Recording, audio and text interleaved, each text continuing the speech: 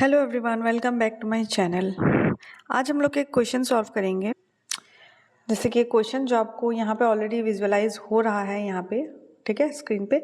तो इस क्वेश्चन को हम सॉल्व करेंगे और ये क्वेश्चन सॉल्व करने से पहले मैं आपको बता देती हूँ ये क्वेश्चन कौन से टॉपिक से ली गई है। ये क्वेश्चन एक्चुअली 2 यूनिट का एक मतलब दोनों का ही मिलके ये एक क्वेश्चन बना हुआ है। तो इसमें आपको सेल बायोलॉजी की भी थोड़ी सी नॉलेज होनी चाहिए एंड देन सेल बायोलॉजी के बाद इस पर आपको थोड़े सेल बायोलॉजी का इतना नहीं थोड़ा होना चाहिए और उसके बाद टेक्निक्स का आपको नॉलेज होना चाहिए। टेक्निक्स में भी हम अगर बोलें तो फ्रैप टेक्नोलॉजी के बारे में आपको पता होना चाहिए कि फ्रैप में होता क्या है। एंड ये टेक्निक आपको तब भी मिलती है जब आप सेल बायोलॉजी पढ़ रहे होते हैं, जिसमें आप लेटरल डिफ्यूजन के बारे में पढ़ते हैं कि क्या मूवमेंट्स होती हैं लिपिड्स मॉलिक्यूल में, एक मेम्ब्रेन में। जब आप ये पढ़ते हैं तब भी आपको ये टॉपिक मिलती है। चलिए अभी हम देखते हैं कि इसमें क्या बोला गया है फ्रैप में। फ्रैप का ये टेक्नोलॉजी का भी एक टेक्निक्स का भी एक मतलब टेक्निक है फ्रैप, तो इसको भी आपको जानने की ज़रूरत होती है। अगर आपको फ्रैप पता है तो बहुत अच्छी बात है, अगर नहीं पता है मुझे बता दीजिएगा, मैं इसका भी एक मैं अलग से वीडियो बना दूंगी आपके लिए इमीडिएटली। अगर जैसे ही आप कमेंट करेंगे उसके लाइक कुछ घंटे बाद, तो आपको अगर समझ नहीं आए तो आप मुझे बता सकते हैं, ठीक है। चलिए क्वेश्चन सॉल्व करते हैं। सो क्वेश्चन सॉल्व करते वक्त हमें ये दिखता है कि यहाँ पे क्या बोला गया है। यहाँ दिखता है कि to investigate the dynamic nature of two unrelated centrosome localized GFP tagged protein GFP-A and GFP-B, a team of scientists conducted fluorescence recovery after photo bleaching experiment।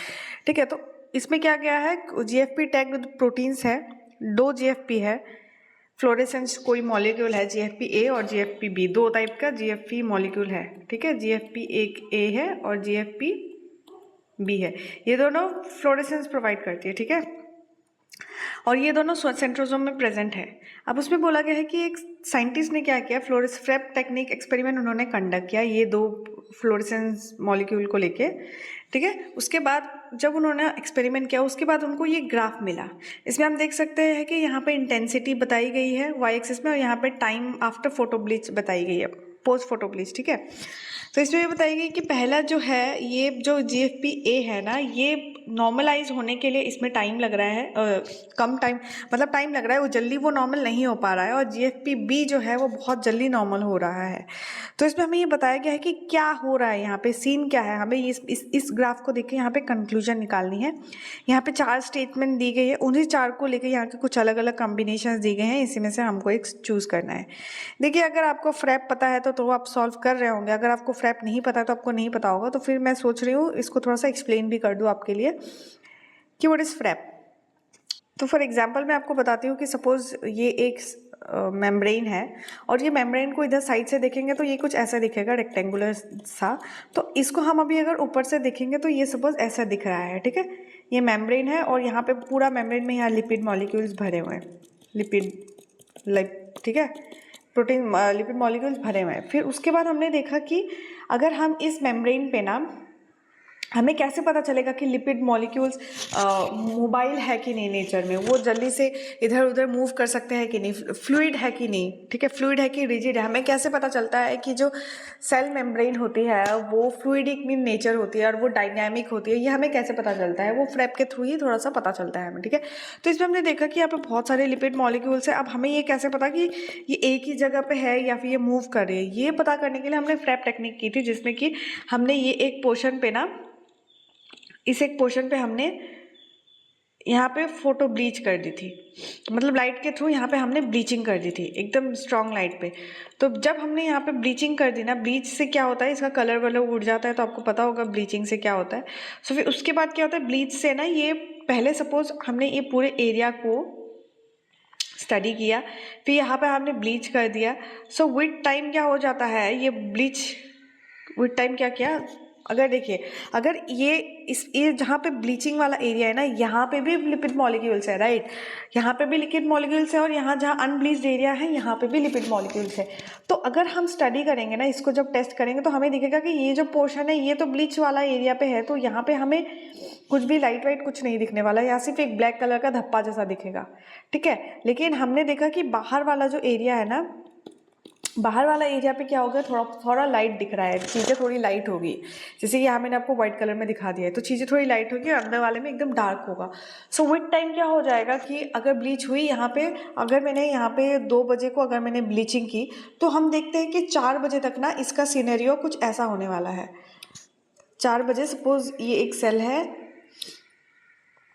और ये हमारे ब्लीचिंग वाला एरिया था, राइट। यहाँ थोड़ा सा ब्लीच है, लेकिन धीरे धीरे क्या हो रहा है, ब्लीचिंग वाला से जो लिपिड मॉलिक्यूल से ब्लीचिंग का एरिया ना अभी फ़िलहाल यहीं था, ये बीच में था बड़ा सा धब्बा, अभी ब्लीचिंग वाला एरिया थोड़ा सा बढ़ रहा है। ब्लीचिंग जहाँ से की थी ना ब्लीच्ड मॉलिक्यूल्स, वो थोड़े से बाहर बाहर भी जाने लगे हैं। हमें ये चीज़ हम जब ऑब्जर्व करेंगे फ्रैप टेक्निक से, तो हमें दिखेगा कि बाहर भी ब्लीच हो रहा है, ठीक है। बाहर वाले एरिया पे भी हमें ब्लीच के मॉलिक्यूल जो सिर्फ यहाँ होने चाहिए थे, सेंटर में भी होने चाहिए थे, लेकिन अभी देखने को मिल रहा है कि वो धीरे धीरे बाहर को भी फैल रहा है। तो एज ए होल ये जो मीडिया था, ये जो सेल हम जहाँ पे स्टडी की थी, यहाँ में हमने देखा था कि इनिशियली ये लाइट कलर था, अब धीरे धीरे हम देख रहे हैं कि इसका कलर जो है रेड से ब्लू की तरफ बढ़ रहा है, इसका कलर में चेंज आ रहा है। एज ए होल ये थोड़ा सा डार्क कलर में, थोड़ा सा मीडियम ग्रे कलर में ये कन्वर्ट हो जाएगा। ये हमने 2 बजे की थी, ये हमने 4 बजे ऑब्जर्व किया, तो हमने देखा कि ये चेंजेस आ गए हैं। डेट मीन्स कि यहाँ पे कुछ फ़र्क आ गया है, यहाँ पे ये जो एरिया है ये डार्क हो गया है, जो पहले ऑलरेडी सिर्फ लाइट था अभी वो थोड़ा सा डार्क होने लग गया है। This is known as photo bleaching. और उसका जो इसमें इससे ये पता चलता है कि जो लिपिड मॉलिक्यूल्स है ना, वो मूवमेंट करती रहती है, वो हमेशा एक ही जगह पे नहीं रहती, वो फ्लूइडिक नेचर होती है। वो यहाँ है तो अभी तो थोड़ी देर बाद वहाँ पहुँच जाएगी, तो इसी से हमें इसकी फ्लूइडिक नेचर का पता चलता है, ठीक है। तो इस क्वेश्चन में क्या किया गया था, इस क्वेश्चन में क्या किया था कि सेंट्रोसोम में ना, उसमें क्या किया, जो GFP-A है और GFP-B है, ये 2 फ्लोरेसेंट मॉलिक्यूल है, ये दोनों को उन्होंने टैग कर दिया, फिर यही फ्रैप टेक्निक उन्होंने इसमें अप्लाई किया। फिर आफ्टर फ्लोरेसेंस जो भी टेक्निक अप्लाई किया ना, इस चीज़ को हम रिकवरी बोलते हैं, ठीक है। जब रिकवरी क्यों, क्योंकि हमने ब्लीच चीज़ पहले तो सिर्फ एक ही जगह पे हार्म हुई थी, अब पूरा सेल में थोड़ा थोड़ा क्या हो रहा है, फैलने लगा है, मतलब एज ए होल चीज़ें ठीक होने लगी। अब कलर सिर्फ बीच में ही हमें सिर्फ ब्लीच नहीं दिखेगी, एज ए होल हमें पूरा सेल में ही दिखने वाली है थोड़ा थोड़ा, ठीक है। तो इसका हम फ्लोरेसेंस रिकवरी कहते हैं। तो जब हम ये चीज़ देखते हैं, तो अब देखते हैं क्वेश्चन में क्या है। क्वेश्चन में भी यही बोला गया है कि 2 मॉलिक्यूल हैं, उनको टैग किया गया है, मतलब वो पहले यहाँ पे बीच में था, ठीक है, टैग करके बाद, तो विथ टाइम क्या हो गया, वो रिकवरी हुई है। मतलब कि रिकवरी होने का मतलब क्या हो गया कि एक मॉलिक्यूल जो एक GFP-B वाला था, वो बहुत ज़्यादा जल्दी रिकवरी हो रहा है, ठीक है। फटाक से उसकी ग्राफ ऐसे ऊपर गई थी ना, एलिवेटेड थी, लेकिन GFP-A जो है उसका रिकवरी कम हो रहा है। डेट मीन्स कि GFP-B से जिसको हमने टैग किया था ना, वो लिपिड मॉलिक्यूल्स, वो सेंट्रोसोम्स बहुत ही ज़्यादा फास्ट मूव कर रही है, and at the same time हम जब GFP-A को कंसिडर करते हैं, वो बहुत ज़्यादा फास्ट मूव नहीं कर रही, वो धीरे धीरे रिकवर हो रही है। मतलब कि मैं आपको क्वेश्चन पे वापस ले जाती हूँ, मतलब मेरे कहने का मतलब ये है कि GFP-B और GFP-A जो है ना, इन दोनों में ही स्टडी की गई थी, और इनकी जो रिकवरी रेट है उसको स्टडी किया गया था, जो फ्रैप टेक्निक में हम कंसिडर करते हैं। तो इसमें हमने देखा कि सपोज GFP-B है, उसको अगर रिकवरी के लिए अगर उसे 15 मिनट लग रहे हैं फॉर एग्जांपल, तो GFP-B से A से जो टैग थी उसको रिकवर होने के लिए 25 मिनट्स लग रहे हैं, ठीक है। डेट मीन्स कि GFP-B से जिस मॉलिक्यूल को हमने टैग की थी, वो फटाक से रिकवर हो रही है, वो ब्लीचिंग वाला एरिया ना हर जगह फैल रही है, लेकिन GFP-A वाला जो था उसका ना एक्चुअली थोड़ा डिले हो रहा है, उसको ब्लीच मतलब नॉर्मल रिकवरी होने के लिए, नॉर्मलाइज इंटेंसिटी आने के लिए, ठीक है। तो ये चीज़ आपको ना, मैंने तो यहाँ पे फ्रैप टेक्निक आपको बहुत ही ऐसे ही लाइट वेट समझा दी, ऐसे ही मतलब इतना कुछ एफर्ट नहीं मारे हैं यहाँ पे फ्रैप टेक्निक बताने के लिए, लेकिन शायद मैंने पहले भी फ्रैप टेक्निक के बारे में अपने चैनल पे एक्सप्लेन की हुई, आप प्लीज़ वो वीडियो से गो थ्रू कीजिए। अगर मेरे से पॉसिबल हुआ तो मैं डिस्क्रिप्शन पे उसका लिंक या फिर कमेंट सेक्शन में कहीं पर भी मैं उसका लिंक आपको शेयर कर दूँगी, आप उधर से भी देख सकते हैं। फ्रैप टेक्निक आपको जानना ज़रूरी है in order to solve this kind of question, ठीक है। चलिए, ये तो हमने समझ लिया। अब क्वेश्चन ऑप्शंस पे आते हैं। ऑप्शंस में क्या बताया गया है, ऑप्शंस में ये बताया गया है कि the following statements for this frap analysis were made, तो ये सारे स्टेटमेंट्स हैं, हमें सही वाला चुनना है। तो पहला ऑप्शन देखते हैं, GFP-B shows faster exchange rate than GFP-A। GFP-A से ज़्यादा एक्सचेंज रेट, मतलब जो लिपिड मॉलिक्यूल, मैंने आपको फ्रैप के टेक्निक पे बताया था ना, तो जैसे लिपिड मॉलिक्यूल बहुत ज़्यादा एक्सचेंज हो रही है, मतलब इधर उधर फैल रही है, एक लिपिड मॉलिक्यूल दूसरे लिपिड मॉलिक्यूल को रिप्लेस कर रही है। जो व्हाइट वाले एरिया पे लिपिड मॉलिक्यूल था वो डार्क वाले एरिया के लिपिड मॉलिक्यूल को रिप्लेस कर रही है, तो ये एक्सचेंज रेट हो गया, राइट। तो ऐसे करके रिप्लेस बहुत ज़्यादा जल्दी हो रहा है, इसीलिए तो GFP-B हमें ऊपर मिल रहा है ग्राफ में, और इसकी जो इंटेंसिटी नॉर्मल होने की है वो बहुत ज़्यादा फास्ट हो गई, तो वो नॉर्मलाइज बहुत जल्दी हो रही है, ठीक है। तो ये हमें पता चला है कि या ऑफकोर्स ये वाला पॉइंट सही है, क्योंकि GFP-B shows faster exchange rate than GFP-A, of course ऐसा ही है, GFP-B फास्टर एक्सचेंज रेट करता है।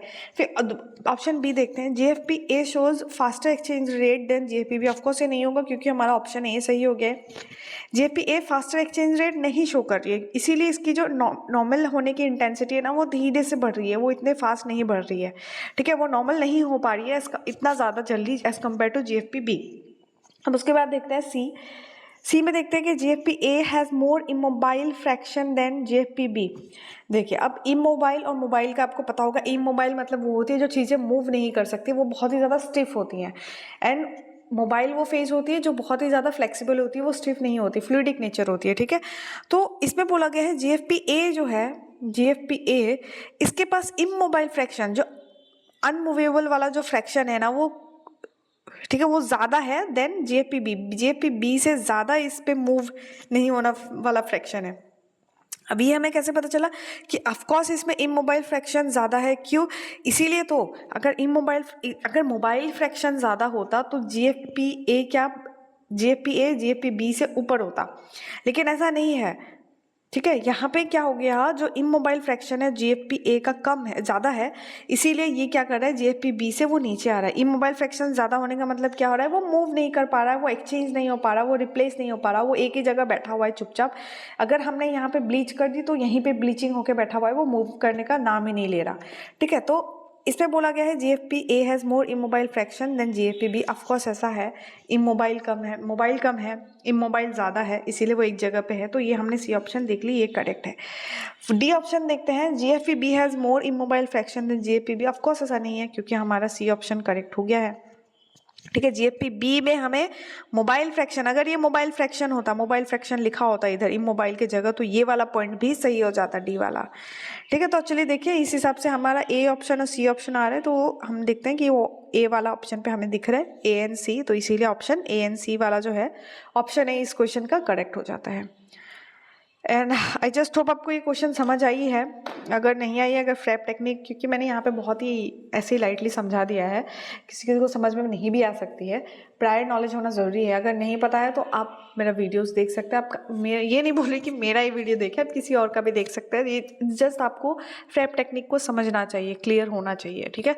So that's all for today. अगर ये वीडियो आपको समझ आई है, हेल्पफुल रही है, तो आप ये वीडियो को लाइक कर सकते हैं। अगर आपने अभी तक सब्सक्राइब नहीं किया है तो please consider subscribing to my channel, because it motivates me a lot and I bring more content for you. अगर आप ऐसे ही मेरे को सपोर्ट करते रहे, तो अगर कुछ भी समझ नहीं आए, कमेंट सेक्शन तो है ही खुला, आप बोल सकते हैं, बिल्कुल, मतलब टेंशन नहीं लेके, ठीक है। अपने फ्रेंड्स को भी शेयर कर दीजिए। तो that's all for today, thank you so much for watching guys, have a nice day.